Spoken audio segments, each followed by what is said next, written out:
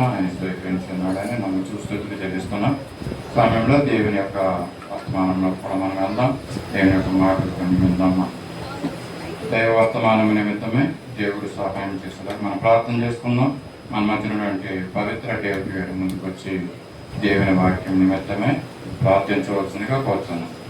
దేవుడు తన పరిశుద్ధాత్మను విడుదల చేసి మనకు అవసరమైనటువంటి మాటలు దేవుడు మనకు తెలియజేసే విధంగా నన్ను మరుగుపరిచి ఆయన నన్ను ఒక కూరగా వాడుకుని మన మాట వినిపించడం ప్రార్థన చేస్తున్నాను.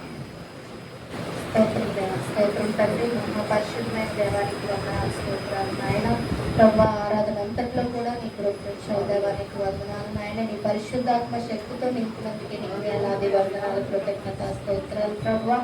ఇక ప్రభా వాక్యం మెత్తబడుచుండగా ప్రభా నీ సేవకులకి ప్రభా నీ జ్ఞానం ఇచ్చి నడిపించమని అడుగుతున్నాను నాయన. వాక్యం మెత్తబడుచుండగా ప్రభా వాక్యం మా హృదయాల్లో ఫలించేలాగా సహాయం చేయమని అడుగుతున్నాను తండ్రి. వాటి ద్వారా మేము తడి చేసుకోవడానికి సహాయం చేయండి దేవా. ఈ చిన్న ప్రార్థనలో తప్పులుంటే క్షమించమని ఏ శక్తి గల నామం అడిగి పెడుతున్నాను తండ్రి.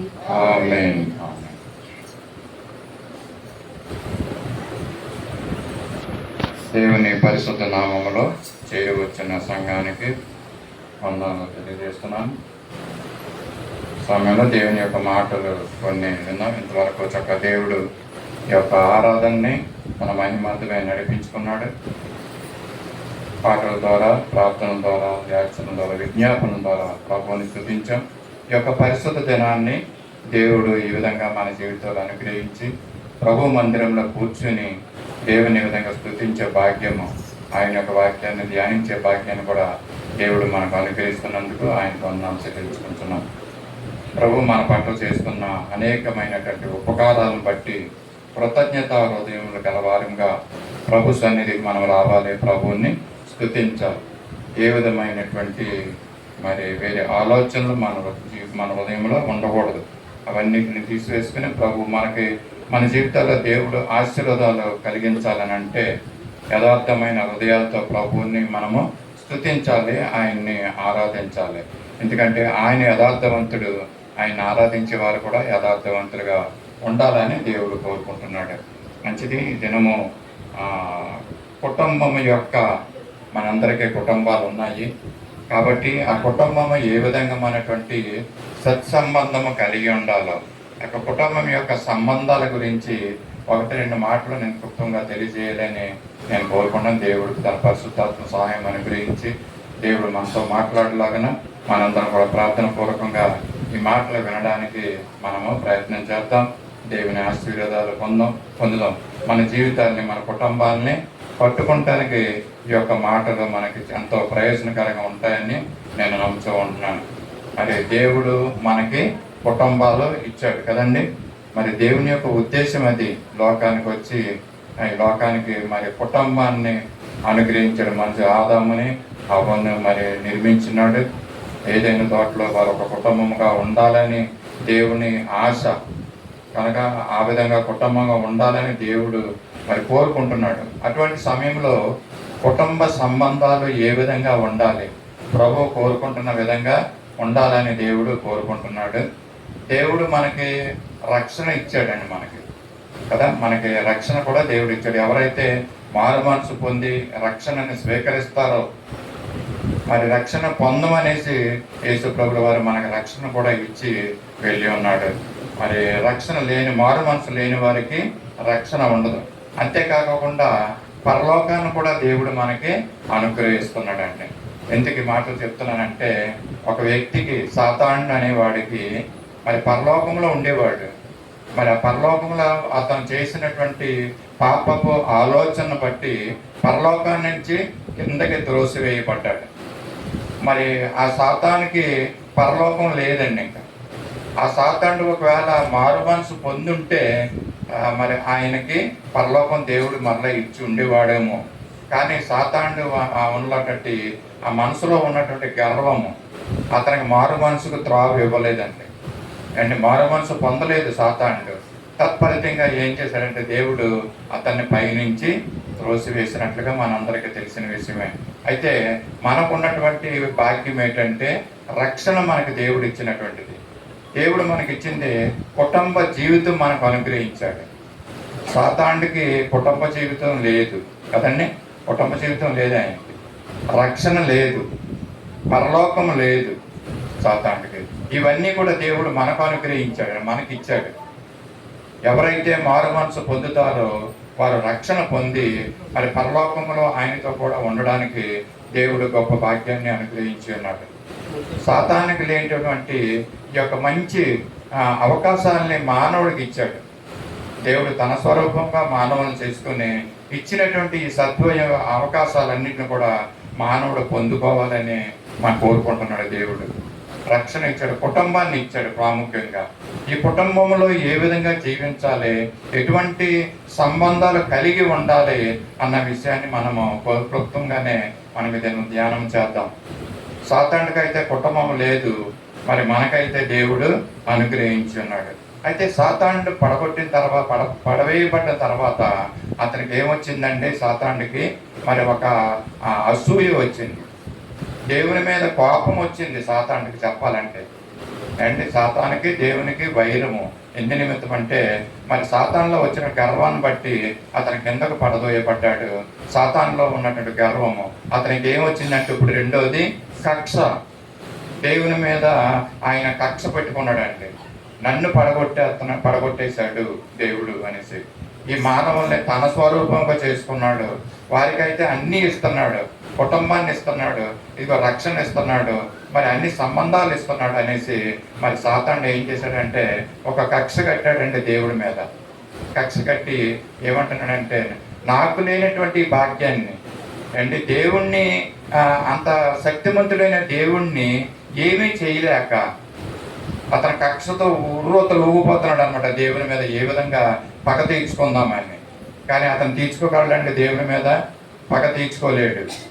కనుక ఏమవుతున్నాడంటే ఆయన కక్ష కట్టి దేవుడు సృజించిన మనుషుల మీద ఆ యొక్క కక్షను తీర్చుకుంటున్నాడు అనమాట.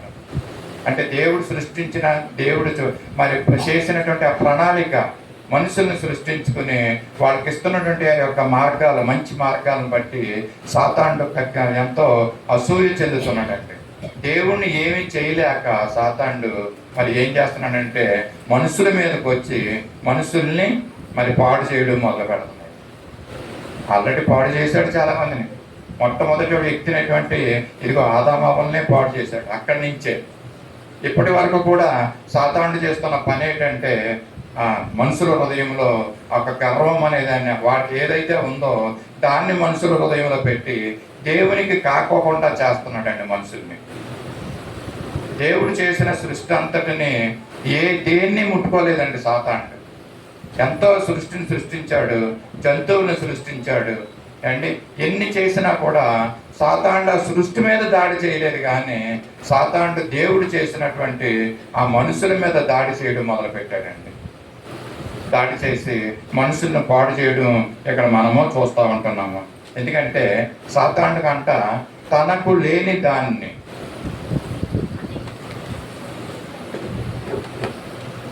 సాతానుడు తనకు లేని దాన్ని ఇతరులు ఎందుకు పొందాలి, మనుషులు ఎందుకు పొందాలి, మానవులు ఎందుకు పొందాలి, ఇది నాకు లేదు, ఇది మనుషులు కూడా కాకోకుండా చెయ్యాలని మరి సాతానుడు ఎంతగానో ప్రయత్నం చేస్తున్నాడండి. చాలామందిని ఇంతకుముందు చెప్పాను, వల గేలం అని అండి. సాతానుడు ఏం చేస్తున్నాడంటే వలలు వేస్తున్నాడు, గేలం వేస్తున్నాడు, పట్టుకుంటున్నాడు, వాని బుట్టలో వేసుకుంటున్నాడు. ఈ వలలో చిక్కడిపోయిన వాళ్ళు చాలామంది ఉంటున్నారు. ఎందుకంటే లోకంలో ఉన్నటువంటి ఆశలు వద్దు అనుకునేవాడు ఎవరు లేరు ఈ రోజుల్లో, చాలా అరుదు. కనుక సాతానుడు చేస్తున్న పని ఏంటంటే మనుషుల్ని అనేది నాశనం చేయడమే ఆయన పని. సాతానుడికి ఒక బుద్ధి ఉంది, ఏముందన్నానండి, నాకు లేనిది వీడికి ఎందుకు ఉండాలి అండి. ఈ రకమైనటువంటి బుద్ధి కొంతమంది మనుషుల్లో కూడా ఉంటుంది. వింటున్నారండి నా మాటలు? మీకు పనికొచ్చే మాటలు చెప్తున్నాను నేను, మీకు ఉపయోగపడే మాటలు. ఇంకా చెప్పాలంటే మనలో ఉన్నటువంటి ఆ యొక్క విషయాలే నేను తెలియజేస్తున్నాను సాతానుడు ముందు తీసుకొచ్చి. కొంతమంది మనుషుల్లో హృదయాల్లో ఏముంటుంది అంటండి, నాకు లేదు దీనికి ఎందుకు ఉండాలి, నాకు లేదు వీడికి ఎందుకు ఉండాలి. ఈ నైజం ఎవరి నైజం అంటే ఇది సాతాండు నైజం మనుషుల్లో ఉంటుంది అంటాడు. సాతాండు అదే చేస్తున్నాడు పని ఏంటంటే దేవుడికి దక్కకూడదు ఈ మనుషులు ఎలాగైనా సరే. ఎంత కష్టమైనా నేను నాకు ఇచ్చిన స్థలంలోకి వీళ్ళని తీసుకెళ్ళాలి, దేవుడి దగ్గరికి వీళ్ళని పంపించకూడదు, ఈ రకంగా నాకు కక్షను తీర్చుకోవాలి. వాడి టార్గెట్ అండి, సాతాను యొక్క టార్గెట్ చాలా ఉంది అండి. మార్కెటింగ్ చేసే వాళ్ళకి టార్గెట్స్ ఇస్తూ ఉంటారండి. ఆ టార్గెట్స్ పూర్తి చెయ్యాలి అండి. శాలరీ ఇస్తారు, అలాగే ఇన్సెంటివ్స్ ఇస్తారు వాళ్ళకి. ఆ టార్గెట్ కంటే ఎక్కువ చేస్తే వాళ్ళకి ఇన్సెంటివ్స్ వస్తూ ఉంటాయి వాళ్ళకి. ఈ విధంగా సాతాను కూడా అతను టార్గెట్ పెట్టుకున్నాడు, ఎంతమందిని తమ వలలో వేసుకోవచ్చు, మరి దేవునికి దక్కకోకుండా చెయ్యాలి. నాకు ఎలాగా దేవుడు ఇవ్వలేదు, నన్ను పడగొట్టేశాడు కాబట్టి నేను నాతో పాటు అందరినీ తీసుకెళ్ళిపోతానని ఎవరి మీద ఎక్కువగా దాడి చేస్తున్నాడంటే సాతానుడు క్రైస్తవుల మీద, విశ్వాసుల మీద. అన్యుల దగ్గరికి వెళ్ళడం లేదు సాతానుడు. ఎందుకు వెళ్ళాడు? వాళ్ళు ఆల్రెడీ అతని మార్గంలో ఉన్నారు, అన్నకి అడగక్కర్లేదు. వాడికి సిద్ధపరిచినటువంటి ఆ నరకంలోకి తిన్నంగా వాళ్ళందరూ వెళ్ళిపోయి దారిలో ఉన్నారు. ఇంకా వాళ్ళని పట్టు తీసుకెళ్ళవలసిన పని లేదు. రాకోకుండా రెండు దారులు మధ్యలో నిలబడ్డ వాళ్ళు ఎవరంటే క్రైస్తవులు. వీళ్ళని ఏం చేయాలంటే ఆడి దారిలోకి లాక్కెళ్ళాలి. మనం ఊగిసలాడుతూ ఉంటాం, సగం లోకం సగం దేవుడు, మధ్యలో మనం ఏది కాదనలేం, ఏది అని వద్దనలేం. మనం ఇటువంటి రెండు తలంపుల మధ్య ఉంటున్న మనల్ని సాతానుడు చూస్తున్నాడండి. వాడికి అన్నీ తెలుసు, వాడు ఎంతో జ్ఞానవంతుడంట. ఇంతకుముందు చెప్పాను, మళ్ళీ జ్ఞాపకం చేస్తున్నాను. సాతానుడు జ్ఞానవంతుడు, దేవుడు మహాజ్ఞానవంతుడు. ఆడుకున్న జ్ఞానము ఎంత అంత కాదంట. నువ్వు దానియేలు కంటే జ్ఞానవంతుడు అని అంటున్నారు అండి. సాతానుడికి ఇచ్చినటువంటి ఎంతో గొప్ప శక్తి అండ్ పరలోక రాజ్యంలో అతనికి ఎంతో జ్ఞానం ఉంది. ఎంత తెలివితేటలు ఉన్నా, ఎంత జ్ఞానం ఉన్నా, ఎంత భక్తి ఉన్నా, ఎంత విశ్వాసం ఉన్నా నిన్ను ఛాలెంజ్ చేసి పడగొట్టి తీసుకెళ్ళగలడు, అంత జ్ఞానం ఉంది అతను. మనకైతే అంత బలం లేదు, అంత విశ్వాసం లేదు, అంత శక్తి లేదు, అంత నిగ్రహించుకునే శక్తి అంతకన్నా లేదు మనలో. కానీ సాతానుడికి చాలా జ్ఞానవంతుడండి. మనల్ని ఎలాగ బుట్టలో వేసుకోవాలో వాడికి బాగా తెలుసు. వాడు సక్సెస్ అవుతున్నాడు అన్న విషయాన్ని కూడా చెప్పాను మీకు. ఇప్పటికే 3వ వంతు ప్రజల్ని మరి వాడు బుట్టలో వేసుకున్నాడండి. మరి విచారించవలసిన విషయం ఏంటంటే సంఘాల్లో, క్రైస్తవ సంఘాల్లో ఉన్నటువంటి విశ్వాసులు కూడా వాడి మాటకు లోబడిపోతున్నారు, వాడి వైపు వెళ్ళిపోతున్నారు అండి. కుటుంబ సంబంధాలు పాడైపోవడానికి కారణాలు ఏంటి తెలుసా? ఇదిగో సాతానుడు ఒక ఎత్తు, వాడి మాటకి లోబడిపోతూ ఉంటున్నాం. అందుకనే వివాహానికి ముందుగానే, ఇది కుటుంబం గురించి కదని మాట్లాడుతున్నాం కాబట్టి వివాహానికి ముందుగానే మనము మన యొక్క కుమారునికి యొక్క వివాహం చేయాలనుకున్నప్పుడు ఏం చేయాలండి? మనం ప్రార్థన చేయాలి, దేవుని మీద ఆధారపడాలి అండి. మంచి విశ్వాసం గల కుటుంబం ఉండాలని, అంతకన్నా ముఖ్యంగా విశ్వాస గల జోడి ఉండాలని అండి. విశ్వాసం గలటువంటి ఆ యొక్క పెళ్లి కుమార్తె కానీ కుమారుడు కానీ ఎవరైతే కావాలని ప్రార్థన చేయాలి. రెండోదిగా ఏం చేయాలంటే విశ్వాసులైన వారిని, దైవజనులైన వారి దగ్గరికి వెళ్ళి మనము చెప్పాలి ఈ విషయాన్ని.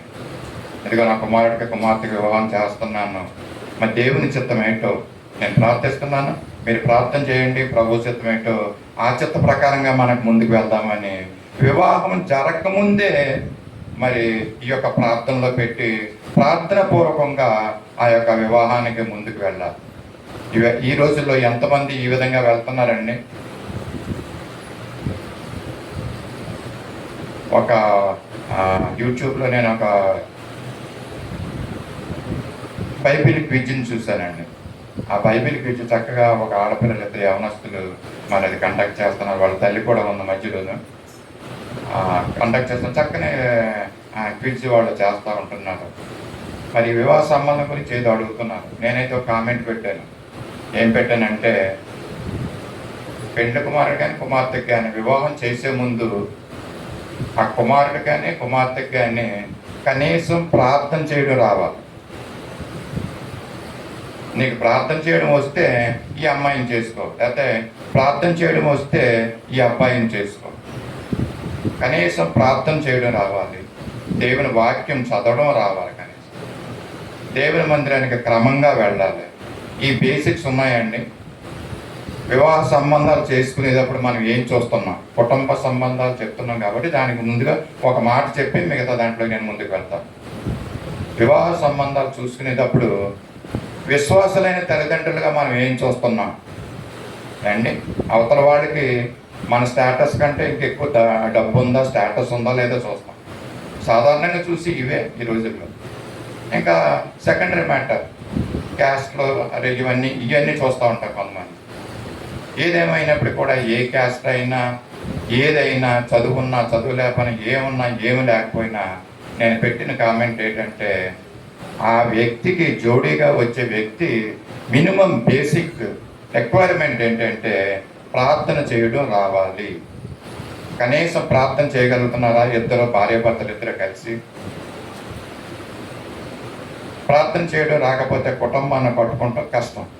తర్వాత దినాల్లో తల్లిదండ్రులుగా విశ్వాసులుగా పిల్లలుగా వివాహాలు చేస్తున్నప్పుడు ఈ విషయాన్ని చూడకోకుండా వివాహం చేస్తే ఏవేవో చేస్తే ఈ జీవితాలు ఏదో విధంగా ఉంటాయి. కనుక మనం చేయవలసింది ఏంటంటే ప్రభువుని ప్రార్థించి దేవుని చిత్త ప్రకారంగా వివాహ సంబంధాలు కుదుర్చుకుని వివాహాలు చేయాలి. ఇక్కడి నుంచి వివాహాలు చేసుకునే వారి గురించి నేను తెలియజేస్తున్నాను ఈ మాటలు. ఏమండి, దేవుని చిత్తానికి అనుగుణంగా మనము ముందుకు వెళ్ళాలి. వంట పాడైతే వినండి, ఆ వంటలక్కలు అమ్మలక్కలు అందరూ కూడా వంట పాడైతే రూతమ్మ గారు వినండి, వంట పాడైతే మీకు ఉపయోగమైన మాట ఇది, ఎంతగాని చెప్తాను. వంట పాడైతే మరలా మనము చేసుకోవచ్చు కదండి. వంట పాడైతే కూర పాడైంది, చికెన్ పాడైంది, మరలా వెళ్ళి పెందూరు జంక్షన్కి వెళ్ళి చికెన్ తెచ్చుకొని మళ్ళీ వండుకోవచ్చు కదండి. అదే ఒకవేళ పంట పాడైతే పంట అండి అది ఎంతకాలం ఉంటుంది? వంట అయితే ఒక పూట అండి, తర్వాత మళ్ళీ వేరే పూటలో మళ్ళీ వేరే కూర వండుకోవచ్చు. పంట పాడైపోయింది అనుకోండి 3 నెలలకండి, 3 నెలలకి పంట మళ్ళీ వేరే పంట వేసుకోవచ్చు, ప్రాబ్లం లేదు. లేదా 6 నెలలకు వేసుకోవచ్చు, లేదా సంవత్సరానికి వేసుకోవచ్చు.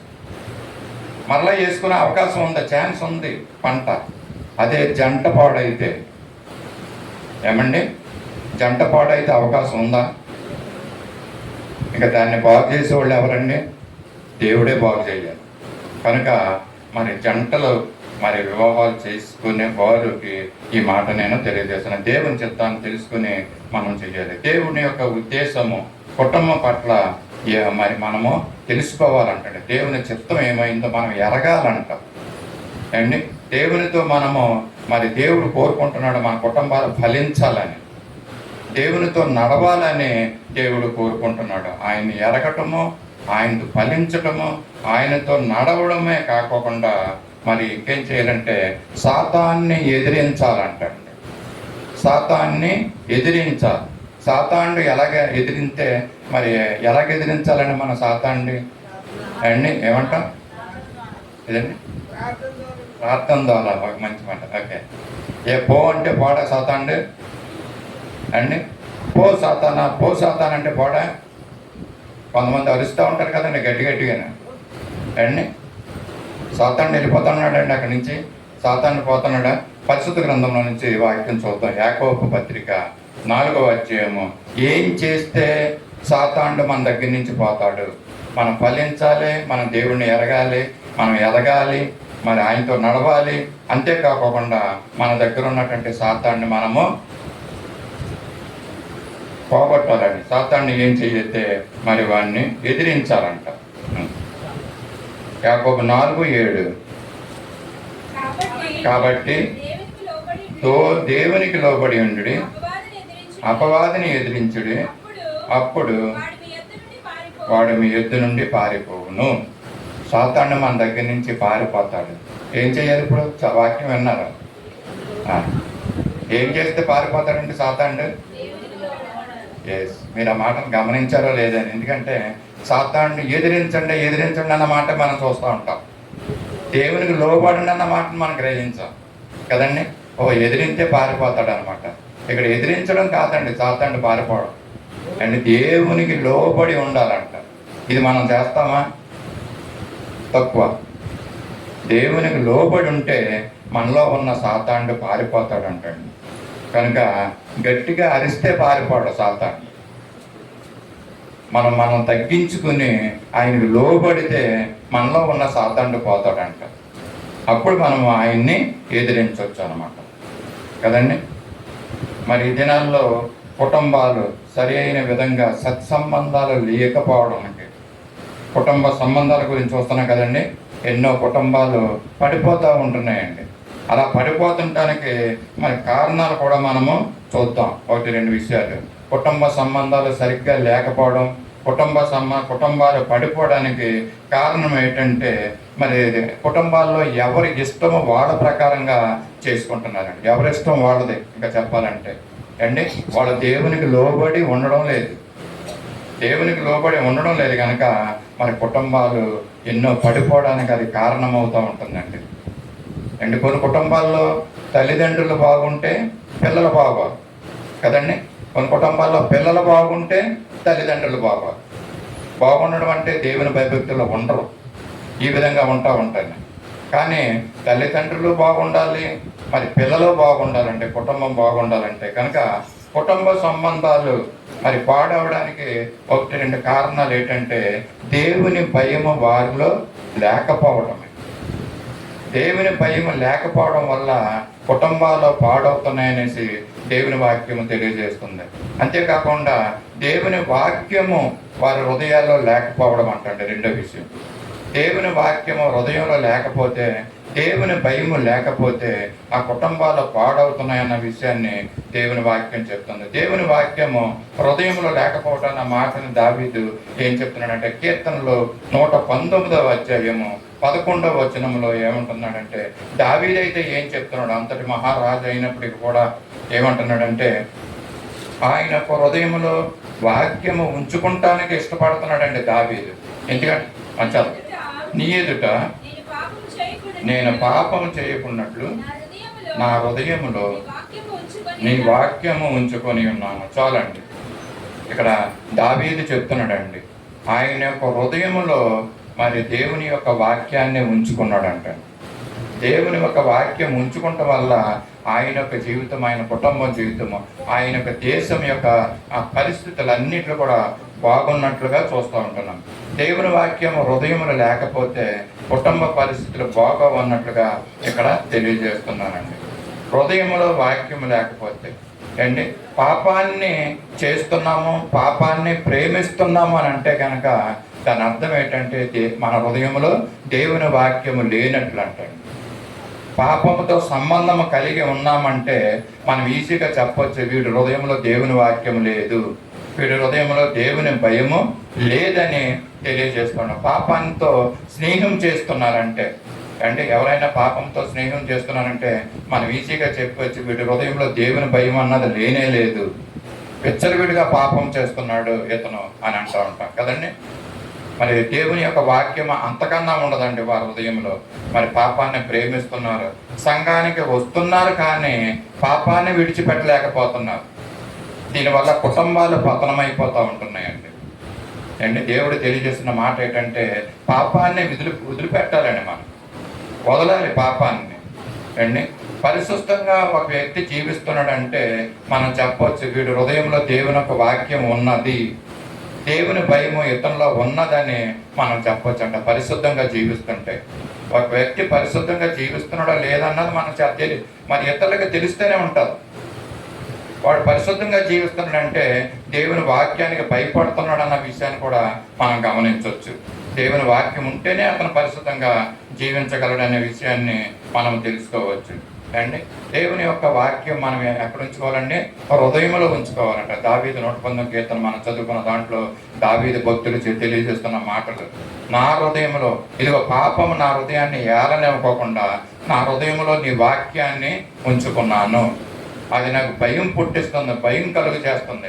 ఏదన్నా పాపము చెయ్యాలంటే నాకు భయం వేస్తుంది, దేవుడు నన్ను శిక్షిస్తాడేమో అనేసి.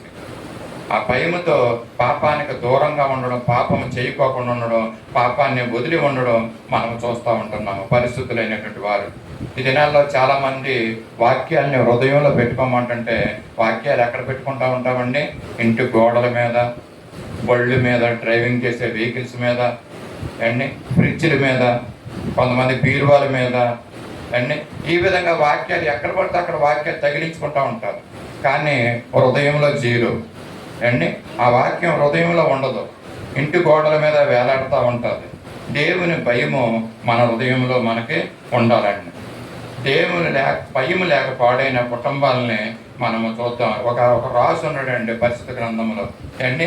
ఆ రాజు యొక్క జీవితము క్రైస్తవుడే అండి, యోధా ప్రజలకి.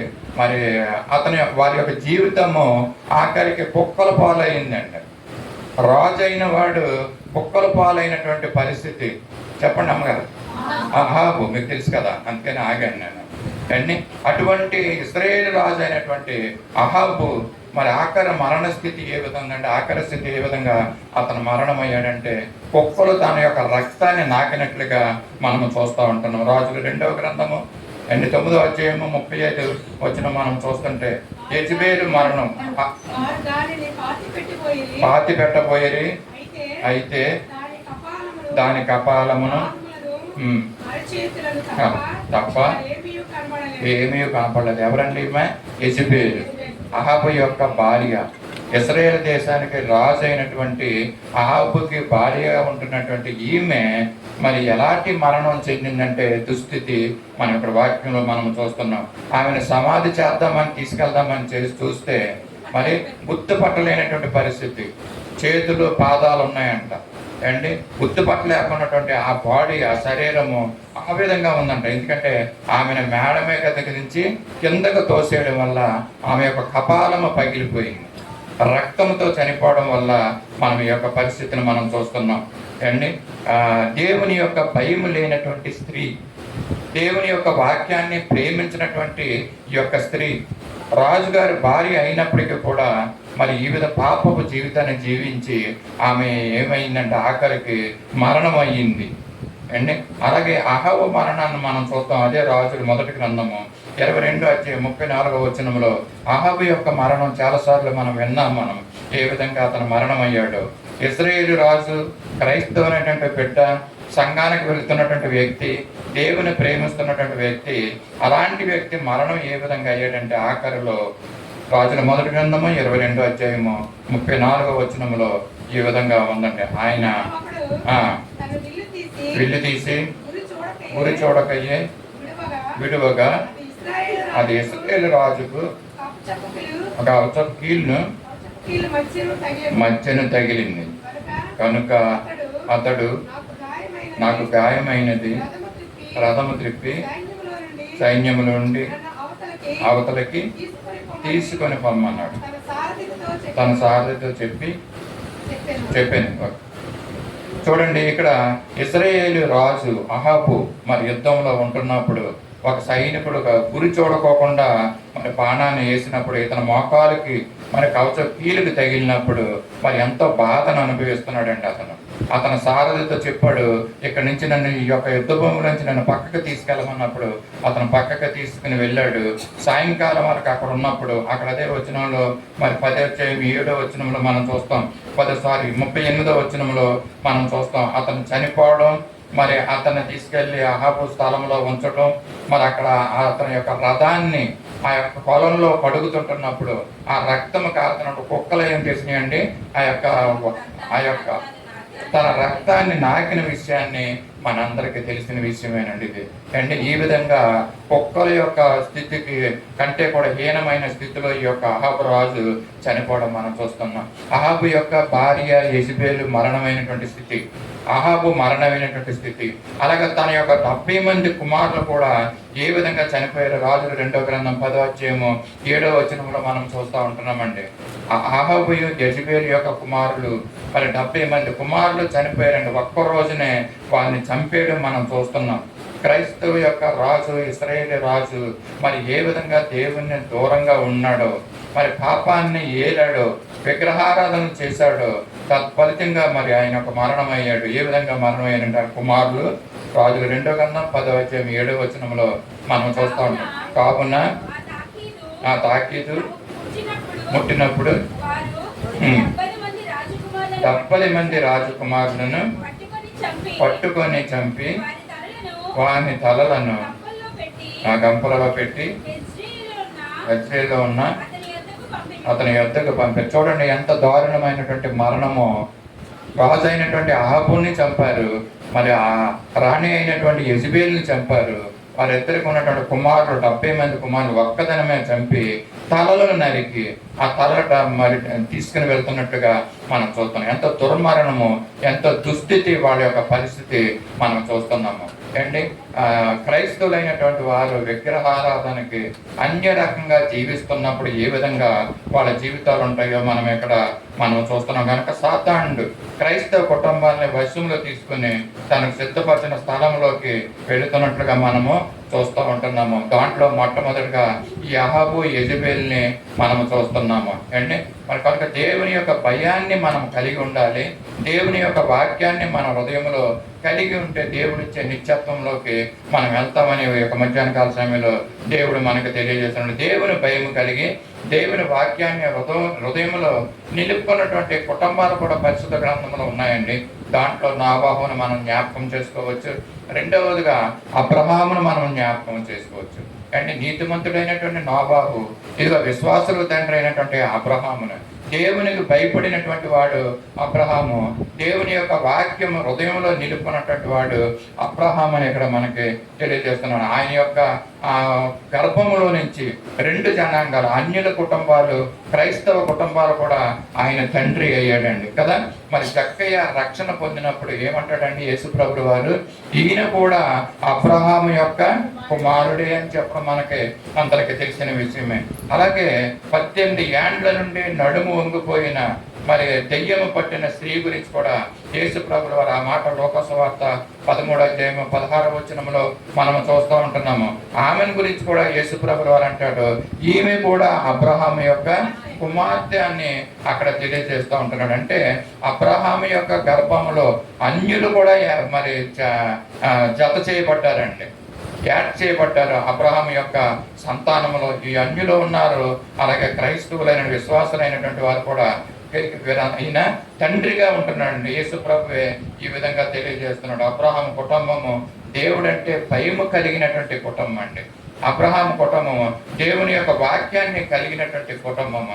ఆదికాండము 15వ అధ్యాయము 1వ వచనంలో ఈ మాటను మనం చూస్తున్నాము. దేవుని యొక్క వాక్యము అబ్రహామునకు ఏ విధంగా దర్శనమిచ్చిందో మనం చూద్దాం. ఇది జరిగిన తర్వాత యెహోవా వాక్యము అబ్రహామునకు దర్శనం ముందొచ్చి, అబ్రహామా భయపడకము, నేను నీకు కేడమును నీ బహుమానము అధికమవునని చెప్పిన. చాలు. చూడండి, యెహోవా వాక్యము అబ్రహామునకు దర్శనమిస్తుందండి. అంటే దేవుడు వాక్య రూపంలో అబ్రహాము దగ్గరికి వచ్చి మరి మాట్లాడుతున్నటువంటి సందర్భం కదండి. మరి అలాగే రెండో మాట అక్కడే చూడండి, 17వ అధ్యాయంలో 1వ వచనంలో అబ్రహాముకి ఎలాగ ప్రత్యక్షం అవుతున్నాడు. యెహోవా అతనికి ప్రత్యక్షమై అబ్రహామా అని చెప్తున్నాడు. చాలండి, ఇందాక యెహోవా వాక్యము అబ్రహాముకి ప్రత్యక్షమైంది. ఇక్కడ 17వ అధ్యాయంలో ఏమంటాడంటే యెహోవాయే ప్రత్యక్షం అవుతున్నాడు దేవుని దగ్గరికి. కానీ ఎంత గొప్ప సంగతి చూస్తున్నాం కదా. దేవుని యొక్క వాక్యం అబ్రహాము దగ్గరికి వచ్చిన సందర్భాన్ని మనం చూస్తున్నాము. దేవుడే అబ్రహాము దగ్గరికి వచ్చి మరి ప్రత్యక్షం అవుతూ కనపడుతున్నటువంటి వ్యక్తి, దేవునికి భయపడే వ్యక్తి అబ్రహాము అని దేవుడే చెప్తున్నాడు అండి ఒక మాటలో. ఎక్కడంటే ఆదికాండం 22వ అధ్యాయం 12వ వచనంలో దేవుడు ఇస్తున్నటువంటి సాక్ష్యం అబ్రహాము గురించి. మరి విశ్వాసులకు తండ్రి అయిన వాడు మరి అతను చేస్తున్న పనిని ఎక్కడ మరి వెనుక తీయకోకుండా ఆయన ఆ చిన్న పని మీద ఏమీ చేయకము, నీకు ఒక్కడే ఉన్న కుమారుణ్ణి నాకు ఇవ్వటానికి వెనుక తీయలేదు, నీవు దేవునికి భయపడి వాడవని ఇందు మూలముగా నాకు కనబడుతున్నది. అంటే దేవుడు సాక్ష్యం తెలియజేస్తున్నాడు అబ్రహాం గురించి. ఇదిగో నీవు నాకు భయపడుతున్నావు, ఇందు మూలంగా నాకు తెలుస్తున్నా నీకు నువ్వు ఇవ్వమన్న కుమారుని బలిగా ఇవ్వమన్నా నీ ఒక్కగానొక కుమారుణ్ణి నాకు బలి ఇమ్మంటే నువ్వు వెనుతీయలేదు దాని విషయంలో. ఎంతో ధైర్యంగా విశ్వాసంతో మరి దేవుని యొక్క భయము కలిగిన వాడు కనుక నువ్వు వచ్చి బలి ఇచ్చావు కదండి. దేవుడు చేయమన్న పనులు చేయడానికి ధైర్యం కదండి కావాల్సింది. ఇక్కడ ఏంటంటే దేవుని ఎడల భయము ఉండాలండి అండి. దేవుడు చేయమన్న పనిని చేయకోకుండా ఉంటున్నామంటే దేవుని భయం మనలో లేనట్లుగా మనం చూస్తూ ఉంటున్నాము. దేవుడు ఏం చేస్తాడో, ఒకవేళ దేవునికి ఇష్టంగా నేను జీవించలేకపోతున్నాను, దేవుడు చెప్పిన విధంగా నేను నడుచుకోలేకపోతున్నాను, దేవుడు ఏం చేస్తాడనే ఒక భయం మనలో ఉండాలి. మధ్యాహ్న కాలంలో దేవుడు ఈ గ్రహింపు మనందరికీ కలుగు చేయను కాక. హల్లెలూయా, హల్లెలూయా. అబ్రహాముకి అయితే ఆ గ్రహింపు వచ్చిందండి. అందుకని దేవుని వాక్యం అతనికి ప్రత్యక్షమైంది. దేవుని భయం ఆయనలో ఉన్నదని దేవుడే సాక్షాత్తు మరి అక్కడ సాక్ష్యం ఇస్తున్నటువంటి విషయాన్ని మనము చూస్తూ ఉంటున్నాము. మంచి కుటుంబము, దేవునికి లోబడిన కుటుంబం, దేవుని మాటకి లోబడినటువంటి కుటుంబము అబ్రహాము యొక్క కుటుంబం అని ఇక్కడ తెలియజేస్తున్నాం. మరి మంచి సంబంధం కలిగినటువంటి కుటుంబాలు నేను కొన్ని మాటలతో జ్ఞాపకం చేసి ముగించాలని అనుకుంటున్నాను. మంచి సంబంధము కలిగినటువంటి కుటుంబాలు బైబిల్లో అండి అబ్రహాం కుటుంబము, ఇస్సాకు, రెబ్కా యొక్క కుటుంబం కూడా దేవునితో మంచి సంబంధం కలిగినటువంటి కుటుంబం అండి.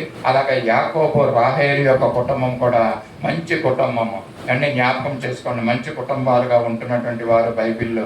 అలాగే సంసోను తల్లిదండ్రులైనటువంటి మనోహ యొక్క భార్య, వారి యొక్క కుటుంబం దేవునితో మంచి సంబంధం. ఎందుకంటే సంసోన్ని గర్భంలోనే మరి ఆయన నాజీలు చేయబడ్డాడు, దేవునికి ప్రతిష్ఠ చేయించబడ్డారు. మరి ఆ యొక్క బిడ్డను పెంచడం విషయంలో మరి తల్లిదండ్రులు తీసుకున్నటువంటి శ్రద్ధ అంటే దేవునికి ఇష్టమైనటువంటి, దేవుని భయభక్తుల్లో ఉన్నటువంటి కుటుంబాలు. అలాగే అన్న ఎల్కనా కుటుంబాలు కూడా దేవునికి ఇష్టమైనటువంటి కుటుంబాలుగా మనం చూస్తున్నాం. సమూయేలుని పెంచిన విధానం బాల్యంలోనే దేవుని దగ్గర దేవుని మందిరంలో పెట్టి మరి ఆ యొక్క దేవునికి సమర్పించినటువంటి ఆ సమర్పణ కలిగినటువంటి జీవితాలు వారికి ఉన్నట్లుగా మనము చూస్తున్నాం. అలాగే అహరోను కుటుంబం కూడా చాలా మంచి కుటుంబం. అంటే దేవుని భయభక్తుల్లో ఉన్నటువంటి కుటుంబంగా ఎలిజబెత్ ఆయన యొక్క భార్య, ఆ కుటుంబం అంతా కూడా దేవుని భయభక్తుల్లో ఉన్నటువంటి కుటుంబంగా మనము జ్ఞాపకం చేసుకోవచ్చు అండి. అలాగే తిమోతి యొక్క కుటుంబం మనం జ్ఞాపకం చేసుకున్నాం ఇంతకుముందు. ఏ విధమైన భయభక్తులు, తన తల్లి అలాగే తన అమ్మమ్మ ఏ విధంగా భయభక్తుల్లో వాళ్ళు ఉన్నారో దేవుని భయభక్తుల్లో మనం జ్ఞాపకం చేసుకున్నాం. అలాగే అక్కుల, ప్రిస్కిల్లాలు అందరికీ తెలుసండి ఈ కుటుంబం దేవునికి ఎంత భయభక్తులు కలిగి జీవించి ఉన్నారో మనం జ్ఞాపకం చేసుకున్నాం. అలాగే జకరియా, ఎలిజబెత్తులు మరి దేవునికి భయపడినటువంటి వ్యక్తులు కుటుంబంగా మనము చూస్తున్నాం. దేవునితో మరి ఆనందించే కుటుంబంగా, మంచి సంబంధాలు కలిగినటువంటి, దేవునితో మంచి సంబంధాలు కలిగినటువంటి కుటుంబాలుగా మనము జ్ఞాపకం చేసుకుంటున్నాం ఈ దినాల్లో. మరి ఇన్ని విషయాలు ఎంతమందిని మనం జ్ఞాపకం చేసుకున్న మనలో ఒక గ్రహింపు రావాలి. మన కుటుంబాలు కూడా దేవునికి భయపడే కుటుంబాలుగా మనము ఉండాలి. దేవుడు ఆనందించే కుటుంబాలుగా మనం ఉండాలి. మన కుటుంబాల్లో మంచి సంబంధాలు కలిగి మనం ఉండాలి, జీవించాలని దేవుడు కోరుకుంటున్నాడండి. కుటుంబ సంబంధాల్లో మరి తల్లిదండ్రులు, పిల్లలు మరి పోషిస్తున్నటువంటి పాత్ర ఎటువంటిది, ఆ కుటుంబం ఏ విధంగా పాడైపోకుండా దేవుని యొక్క మార్గాల్లో నడిచే కుటుంబాలుగా మన కుటుంబాలు ఉండాలి. ఎన్నో విషయాలు ఉన్నాయి, దాంట్లో ఒక విషయం చెప్పి నేను ముగిస్తాను. ఏంటంటే పిల్లలను సంతోషపరిచిన తల్లిదండ్రులు అండ్ చాలా మంది పిల్లల్ని దుఃఖపరిచే తల్లిదండ్రులు కూడా ఉంటారు కదండి. మరి ఇక్కడ పిల్లలను సంతోషపరిచినటువంటి తల్లిదండ్రులు ఒకరిద్దరిని మనం చూసి ముగింపులకు మనము వెళ్దాం. దాంట్లో మొట్టమొదటిగా యోబు భక్తుడు కదండి. తన కుటుంబం కోసం, తన పిల్లల కోసము మరి తెల్లవారు లేచి ప్రార్థన చేస్తూ ఉండేవాడండి. వాళ్ళు ఏ పాపము జోలకు వెళ్ళిపోతున్నారేమో, పాపము చేస్తున్నారేమో అనేసి ఆ పాపాన్ని పరిహరించడానికి ఈయన మోకరెళ్ళి ప్రార్థన చేస్తూ ఉండేవాడు ఉదయకాల సమయంలో తన కుటుంబం గురించి. ఇతను భక్తుడు అండి. వారి యొక్క పిల్లలు ఒకవేళ సాతాండు వాళ్ళ చిక్కుల వల్ల, ఆ యొక్క సమస్య వల్ల వాళ్ళు మరి చనిపోవడం అది జరిగింది. తిరిగి మరి ఆయన సమస్తాన్ని పొందుకున్నట్లుగా మనం చూస్తూ ఉంటున్నాము. యోబు భక్తుడు నిజంగా తన యొక్క కుటుంబం గురించి ఎంతో శ్రద్ధ తీసుకున్నటువంటి మరి పిల్లల్ని సంతోషపరిచాడంటండి యోబు గారు. అలాగే అబ్రహాం ఇందాకే చూసాము, అబ్రహాము తన కుమారునైన ఇస్సాకును గురించి ఏ విధంగా సంతోషపరిచాడో మనకు తెలుసు అండి. ఇస్సాకు పుట్టినప్పుడంట అబ్రహాము గొప్ప విందు చేశాడంట అండి. తనకు కలిగినటువంటి ఆ కుమారుని బట్టి మరి అనుకుంటాను ఎన్నో యాట్లను వేసేసి వాళ్ళందరికీ తెలిసిన వాళ్ళకి, బంధువులకి, మిత్రులకి అందరినీ పిలిచి గొప్ప విందు అంటే అదే అండి. ఎంతో విందు చేసినట్లుగా మనం చూస్తున్నాం. ఆదికాండం 21వ అధ్యాయము 8వ వచనంలో ఆ మాటను మనము చూస్తున్నాం. ఆ పిల్లవాడు పెరిగి పాలు విడిచాను. ఇస్సాకు పాలు విడిచిన దినమందు అబ్రహాం ఏం చేశాడండి? గొప్ప విందు చేసినట్లుగా మనము చూస్తూ ఉంటున్నాము. ఇస్సాకు అంటేనే నవ్వు అండి, దానికి అర్థం అండి. సారా చెప్తుంది అక్కడ చదువుకున్న మాటల్లో, దేవుడు నాకు నవ్వు కలుగు చేశాను అని అంటది ఆమె. ఇస్సాకు పుట్టడం వల్ల కుటుంబస్తులకి సంతోషం అండి. అబ్రహాము తన కుమారునికి విందు చేశాడు. అబ్రహాము తన కుమారుని బట్టి సంతోషించాడు. అబ్రహాము తన కుమారునైన ఇస్సాకును బట్టి మరి ఎంతో నవ్వు కలిగినట్లుగా మనం చూస్తున్నాం. మరో వ్యక్తులు ఉన్నారు, అమ్రాము, యాకేబు అండి, మోసే యొక్క తల్లిదండ్రులు. మరి ఆ యొక్క తల్లిదండ్రులు కూడా పిల్లల్ని పెంచారు, ఎంతో సంతోషించారండి. మరి పిల్లలు ఆ యొక్క తల్లిదండ్రులను బట్టి సంతోషించిన సందర్భం ఎవరంటే పిల్లలు? మా అమ్రాము, యాకోబులకి అహరోను అండి, మోసే, అలాగే మిరియాము అండి. వీళ్ళు ముగ్గురిని కూడా ఈ తల్లిదండ్రులు ఏం చేశారంటే అహరోన్ని యాజకుడిగా చేశారంటండి. ఒకళ్ళని యాజకుడిగా చేస్తే రెండో కుమారుణ్ణి నాయకుడిగా చేశారండి అండి. మూడో మరి యొక్క ప్రవక్త ఆ మిరియాముని ప్రవక్తనిగా చేసినట్లుగా మనం చూస్తున్నాం. కుటుంబం, తల్లిదండ్రులు ఈ విధంగా తన పిల్లలకి సంతోషించేవారుగా ఒక యాజకులుగా నిలబెట్టారు. ఇశ్రాయేలు జనాంగాన్ని నడిపించే ఒక నాయకుడిగా మరి తన కుమారుని చేశారండి. ఎంత సంతోషమో!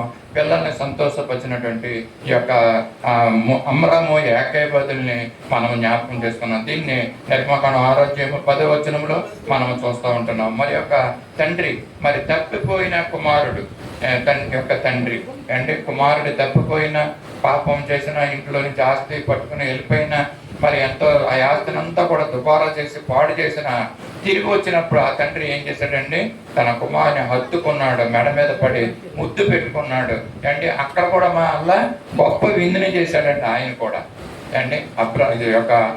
అబ్రాము చేసినట్లుగా తప్పిపోయిన కుమారుని యొక్క తండ్రి కూడా తన కుమారుడు తప్పిపోయి తిరిగి వచ్చాడని విందు చేశాడండి. తన కుమారునికి సంతోషాన్ని, ఆనందాన్ని ఇచ్చినటువంటి తండ్రి ఈ యొక్క తప్పిపోయిన యొక్క కుమారుని యొక్క తండ్రి అని మనం జ్ఞాపకం చేసుకోవచ్చండి. అండ్ ఆయన ఏం చేశాడు?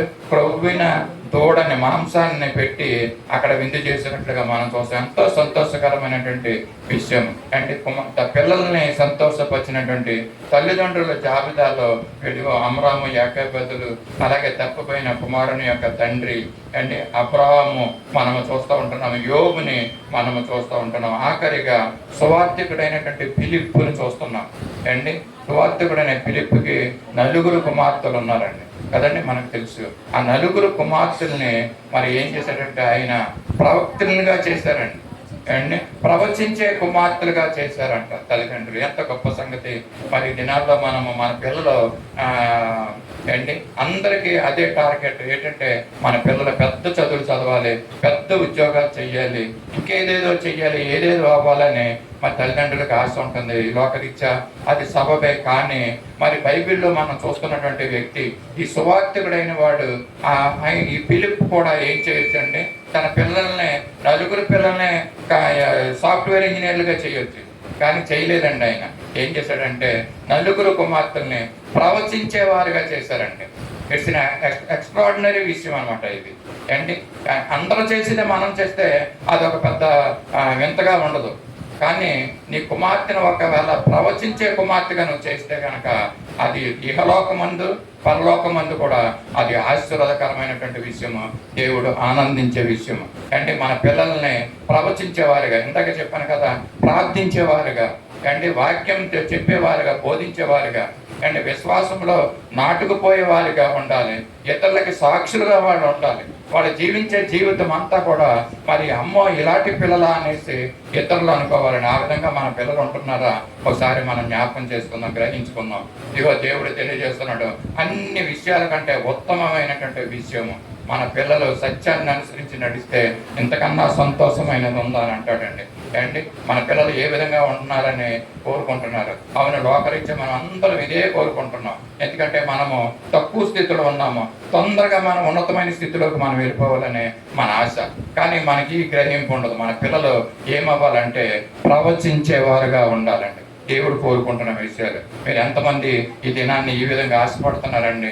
అంటే నా పిల్లలు ప్రవచించేవారుగా, ప్రవక్తలుగా ఉండాలి అంటే ఎంత గొప్ప సంగతి. అంటే ప్రవక్త అంటే చిన్న ఈ విషయం కాదండి, రాజుల శాతం గడగడలాడే విషయం అండి అది. అండ్ సమూయేలు ప్రవక్త ఆ దేశానికి వస్తున్నాడంటే సౌలు ప్రవక్త కూడా భయపడతా ఉండేవాడు అంటండి. ఏమో ఏ కబురు తీసుకొస్తున్నాడో. ఎందుకంటే దేవుని మాటని, మరి ఇచ్చిన మాటని ప్రజలకి, రాజులకి తెలియజేసేటువంటి గొప్ప సందేశకుడు, అంబాసిడర్ అండి. అటువంటి ప్రవక్తలుగా మన బిడ్డలు ఉండాలని మనం ఆశపడదాం. మన కుటుంబాలు మంచి సంబంధాలు కలిగి ఉండాలని మనం ఆశపడదాం. ఎటువంటి విధంగా మన కుటుంబాలు ఉన్నాయో ఈ మధ్యాహ్నకాల సమయంలో మనం ఒకసారి పరీక్ష చేసుకుందాం. ప్రభు మన కుటుంబాల్లో నెమ్మదిని ఇవ్వాలని, సమాధానం ఇవ్వాలి, సంతోషాన్ని, ఆనందాన్ని ఇవ్వాలి. అవును, ఇటువంటి ఎవరైతే దేవుని భయభక్తుల్లో కుటుంబం నడుస్తుందో దేవుడు వాళ్ళని విడిచిపెట్టడండి. వాళ్ళని ఉన్నతమైన స్థితికి ఆటోమేటిక్గా తీసుకెళ్తాడు. మనం అడగక్కర్లేదు. అంటే దేవునికి సమస్తము తెలుసు మా ఆయనకి. కనుక మనం కోరుకోవాల్సింది ఏంటంటే ఇదిగో ఒక ప్రవక్తలుగా మన బిడ్డలు ఉండాలని మనం ఆశపడాలి.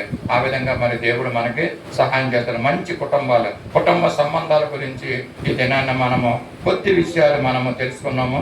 ఈ మాటను బట్టి మన హృదయంలో జ్ఞాపకం ఉండేలాగా, గ్రహించుకునే ఆ విధంగా జీవించేలాగా మనము ప్రయత్నం చేద్దాం. దేవుడు వాటి కృపను మనకు అనుగ్రహించి నడిపించిన కాక ఆమె ప్రార్థన చేసుకుందాం. మమ్మల్ని అతి మిక్కిలిగా ప్రేమించిన మా పర్లో ప్రీతండి, పరిశుద్ధులైన దేవా, ప్రేమ నమ్మకం కృపల రాజా, నీ పరిశుద్ధ పాదాలకు వందనాలు, స్తుతులు, స్తోత్రాలు చెల్లించుకుంటున్నాం. ఈ మధ్యాహ్నకాల సమయంలో ప్రభా సత్య సువార్త సహవాసాన్ని మేము ప్రేమించి మమ్మల్ని నడిపించేప్పటికీ మా ప్రభా నిన్ను స్తుతించి నిన్ను ఆరాధించే వారిగా మమ్మల్ని చేశారు. నిన్ను ప్రార్థించే వారిగా మమ్మల్ని చేసినందుకు కూడా మీకు స్తోత్రాలు చెల్లించుకుంటాను. నీ వాక్య మాటలు మాకు వినిపించారయ్యా. కుటుంబ సంబంధాల గురించి మాకు తెలియజేశారు. తల్లిదండ్రులుగా మేము, పిల్లలుగా మా పిల్లలు, మేమందరం కూడా నీతో సంబంధము కలిగి జీవించడానికి నీ కృపను అనుగ్రహించమని అడుగుతున్నాం. విన్నటువంటి వాక్యాలు మా హృదయంలో నీవు ప్రభు అరుదంతలుగా, నూరంతలుగా అవి ఫలించడానికి నీ కృపను అనుగ్రహించమని అడుగుతున్నాం. మరోసారి ఈ విధంగా కలిసి నేను స్తుతించి నిన్ను ఆరాధించే వరకు నీ కృపా క్షేమాలు మాతో ఉంచమని అడుగుచు కొద్ది వెనుకలో మా కొరకే తిరిగి రానున్న నజరేయుడైన యేసయ్య పరిశుద్ధ నామములో అడిగి వేడుకొంచున్నాం తండ్రి, ఆమేన్. అందరూ లేచి నిలబడదాం. పరలోక ప్రార్థన ఆశీర్వాదంతో సెలవు. పరలోకమందున్న మా తండ్రి, నీ నామం పరిశుద్ధపరచుకుని గాక, నీ రాజ్యం వచ్చిన గాక, నీ చిత్తం పరలోకమందు నెరవేర్చినట్టు భూమి మీద నెరవేరిన గాక. మాకు కావలసిన అందిన ఆహారం నేడు మాకు తెచ్చేయండి. మా రుణస్తులను క్షమించిన ప్రకారం మా రుణాలను క్షమించండి. మమ్మల్ని శోధనలోకి తేక కీడుని తప్పండి. నీ రాజ్యము, బలము, మహిమ నిరంతరము నీవన్నావు తండ్రి, ఆమేన్. తొట్టిల్లకుండా మనల్ని కాపాడుటకును, తన మహిమ ఎదుట ఆనందంతో మన నిర్దోషులుగా నిలవబెట్టుటకు శక్తి గల మన రక్షకుడైన యేసుక్రీస్తు యొక్క కృప, మన అద్వితీయ దేవుని దివ్యమైన ప్రేమ, పరిశుద్ధాత్మని యొక్క అన్యోన్య సహవాసము, ఆదరణ, సత్య సువార్త సహవాసమునకు, సార్వత్రిక సంగమునకు ఇప్పుడు ఎల్లప్పుడూ సదాకాలం తోడుని నడిపించును గాక, ఆమేన్. ఆశీర్వాదం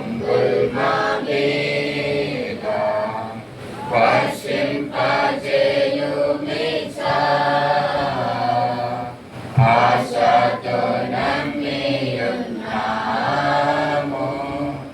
నీ సత్యవదతము ఈ మాయి క్రీడ కుమ్మరించుము దేవా, కమ్మన ప్రేమ వర్షము కుమ్మరించుము దేవా.